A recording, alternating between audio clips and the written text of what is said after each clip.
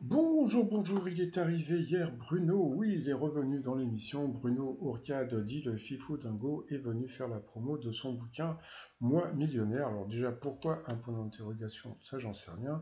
Comment je suis devenu le plus grand gagnant des jeux télé? Bon, ça, franchement, j'aurais pu répondre pour lui. Duel de bébé, avantage, etc., etc. Bon, on va être gentil avec lui parce que franchement, c'était un maître de midi qui était vraiment très cool, très sympathique, très mignon, plein de qualités. En plus, c'est un bosseur, hein, c'est-à-dire qu'il faisait des fiches, hein, comme il l'a dit hier et tout. Est-ce que ça vaut le coup d'acheter son bouquin? Franchement, j'en sais rien du tout. Si vous voulez, vous l'achetez. Si vous voulez pas, vous l'achetez pas. Par contre, franchement, 19, presque 19 euros pour un bouquin qui fait 320 pages.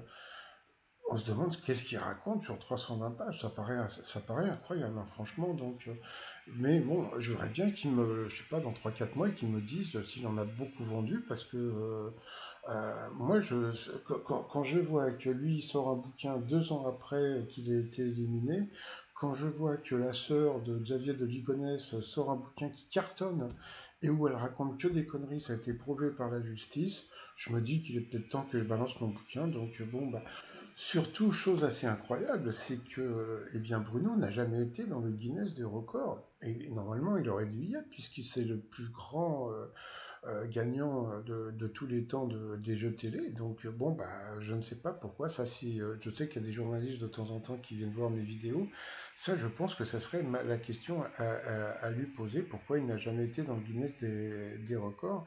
Et puis autre chose, il n'a jamais vraiment gagné 1 million d'euros, puisque comme vous le savez, il a dû gagner 900 000 et des poussières, plus le reste c'était les voitures et des cadeaux qu'il a revendus à perte. Donc vu qu'il a revendu à perte, il a gagné moins qu'1 million d'euros, mais bon, il a quand même gagné de la thune. Bon, bah moi, comme vous le savez, je l'appelle le plus grand champion de tous les temps, voilà, c'est plutôt pour rigoler. Mais comme je le dis, bon, ça a été un maître de midi qui a été vraiment très agréable parce qu'il était drôle, il était sympathique, il était mimi. En plus, pendant le Covid, il n'y avait pas de public, etc., etc. Donc bon, bah voilà quoi. Puis bon, comme je le dis, hein, il n'était pas là non plus par hasard, même s'il a été avantageux dans l'émission. Bon, c'est un mec, il en avait, hein. Donc voilà. Bon, bah sinon, bah on va dire qu'on est un petit peu déçu parce que bon, dans le bouquin, on aurait pu penser qu'il balance un petit peu sur Jean-Luc Reichmann ou sur l'émission. Puis en fin de compte, il est gentil. Qu'est-ce qu'il est gentil. Allez, je vous dis à plus. Bye.